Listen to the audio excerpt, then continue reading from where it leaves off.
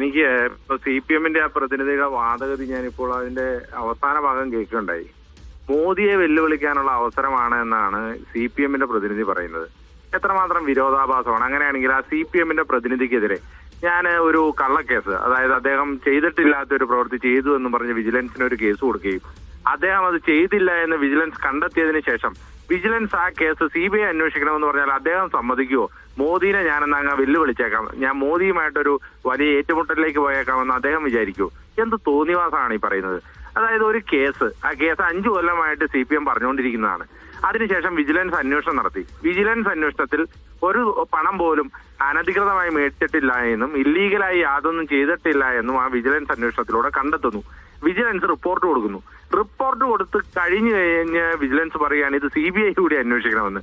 എത്രമാത്രം വിരോധാഭാസമാണ്! ഇതൊരു തെരഞ്ഞെടുപ്പ് മുന്നിൽ കണ്ടുള്ള സ്റ്റണ്ടാണ് അല്ലെങ്കിൽ തിരക്കഥയാണ് എന്ന് ഈ കേരള ജനതയ്ക്ക് മനസ്സിലാക്കാൻ ഇതിൽ പരം വേറെ എന്തെങ്കിലും വേണോ? അതുകൊണ്ട് തന്നെ ഇപ്പോ ഇവര് ഏതൊക്കെ അന്വേഷണം പ്രഖ്യാപിച്ചാലും, ഇവര് ചേട്ടനും മച്ചമ്പിയുമാണല്ലോ കേന്ദ്ര സർക്കാരും കേരള സർക്കാരും. അതുകൊണ്ട് തന്നെ ഏതൊക്കെ അന്വേഷണം പ്രഖ്യാപിച്ചാലും എന്തൊക്കെ സംഭവിച്ചാലും ഒരു സംശയവും വേണ്ട, ശ്രീ VD സതീശനെ എതിരെ എന്തെങ്കിലും ചെയ്യാമെന്നൊക്കെയുള്ള എന്തെങ്കിലും മനോഗതി ഉണ്ടെങ്കിൽ അതൊക്കെ വെള്ളത്തിൽ വരച്ച വര പോലെയാകും. ഞങ്ങൾ ഈ കേസിനെ രാഷ്ട്രീയപരമായി തന്നെ നേരിടും. ഇത് സംസ്ഥാന സർക്കാർ തെരഞ്ഞെടുപ്പിന് മുമ്പ് UDF നേതാക്കന്മാരെ മനഃപൂർവ്വം ടാർഗറ്റ് ചെയ്യാൻ വേണ്ടി ചെയ്യുന്ന പ്രവൃത്തി മാത്രമായിട്ടാണ്. അതുകൊണ്ടാണ് ഇതൊരു തെരഞ്ഞെടുപ്പ് സ്റ്റണ്ടാണ് എന്ന് ഞങ്ങൾ പറയുന്നത്.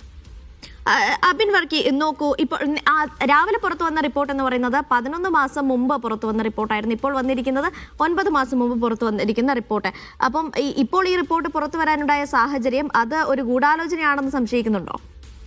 അല്ല, ഇതിനകത്ത് മുഴുവൻ ഗൂഢാലോചനയാണല്ലോ. അല്ലെങ്കിൽ പുനർജനി പദ്ധതിയുമായി ബന്ധപ്പെട്ടുകൊണ്ട് ഈ സംസ്ഥാനത്തെ തന്നെ ഏറ്റവും മാതൃകയാക്കേണ്ട ഒരു ഡിസാസ്റ്റർ മാനേജ്മെന്റ് പദ്ധതിയാണ്. കാരണം ഒരു പ്രളയം വന്നതിന് ശേഷം ഒരു നാടാകെ വിറങ്ങലിച്ചു നിന്ന പ്രദേശത്ത് ഒരു ജനപ്രതിനിധി ഇറങ്ങി ഒരു പദ്ധതി രൂപീകരിക്കുകയും അവിടെ വീട് പോയവർക്ക് വീടും മറ്റ് അവശ്യ സാധനങ്ങൾ വിതരണം ചെയ്യുകയും ഒരു നാടിനെ പുനർനിർമ്മിക്കുകയും ചെയ്ത ഒരു പദ്ധതിയാണ്. അത് ഏറ്റവും മാതൃകാപരമായ ഒരു പദ്ധതിയാണ്. ആ പദ്ധതിയെ പറ്റിയാണ് ഇവർ ഒരു അഴിമതി ഉണ്ട് എന്ന് പറയുന്നത്. ഇനി ശരി, അവരൊരു അഴിമതി ഉണ്ട് എന്ന് പറഞ്ഞു. അവരുടെ തന്നെ വിജിലൻസ്, ഞങ്ങൾ ആരും അല്ലല്ലോ അന്വേഷിച്ചത്, ശ്രീ പിണറായി വിജയന്റെ നേതൃത്വത്തിലുള്ള വിജിലൻസ് അന്വേഷിക്കുകയും ആ വിജിലൻസ് കണ്ടെത്തുകയും ചെയ്യുകയാണ് ഈ പുനർജനിയുമായി ബന്ധപ്പെട്ടുകൊണ്ട് യാതൊന്നുമില്ല എന്നും യാതൊരു വിധത്തിലുള്ള അനധികൃതമായ ഒന്നുമില്ല എന്ന് കണ്ടെത്തുകയാണ്. എന്നിട്ട് എന്ത് തെളിവ് വെച്ചാണ് ഇവർ CBI അന്വേഷണം ഇങ്ങനെ ഒരു പദ്ധതിയിൽ വേണമെന്ന് പറയുന്നത്? അപ്പൊ ഈ മുഴുവൻ തിരക്കഥയിലും ഗൂഢാലോചന ഉണ്ട് എന്നുള്ളത് തന്നെയാണ് ഞങ്ങൾ ആരോപിക്കുന്നത്. ഈ പുനർജനിയെ പറ്റി ഒരു അന്വേഷണം നടത്തുന്നതിന് വേണ്ടി തന്നെ ഇട്ട ഉത്തരവ് തന്നെ ഗൂഢാലോചനയുടെ ഭാഗമാണ്. ശ്രീ VD സതീശനെ മനഃപൂർവ്വമായി ഇകഴ്ത്തി കാണിക്കുന്നതിനും അദ്ദേഹം ടാർഗറ്റ് ചെയ്യുന്നതിനും വേണ്ടിയിട്ടുള്ള ഒരു ഗൂഢാലോചനയുടെ. അപ്പൊ അങ്ങനെയാണ് CBI അന്വേഷണം നടക്കുകയാണെങ്കിൽ നടക്കട്ടെ എന്നാണോ?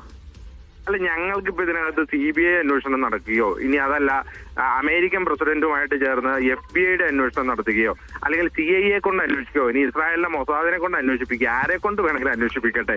എന്തു വന്നാലും അന്വേഷണം ഈ പറയുന്ന പുനർജനിയെ സംബന്ധിച്ച് തന്നെയാണ്.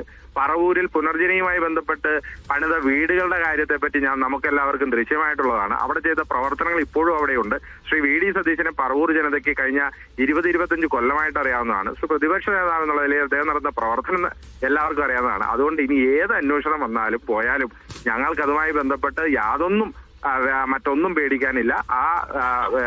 ആ വിഷയം, ആ പുനർജനി വിഷയം അതൊരു തെരഞ്ഞെടുപ്പിന് വേണ്ടി ഉണ്ടാക്കിയ രാഷ്ട്രീയ വിഷയമാണ് എന്നുള്ളത് CPM ചെയ്തതാണ് എന്നുള്ളത് ജനങ്ങൾക്ക് മനസ്സിലാവും. അതുകൊണ്ട് CBI അല്ല, ഇനി കൊമ്പത്തെ ഏജൻസി വന്നാലും അതിനകത്ത് ഒന്നും സംഭവിക്കാനില്ല.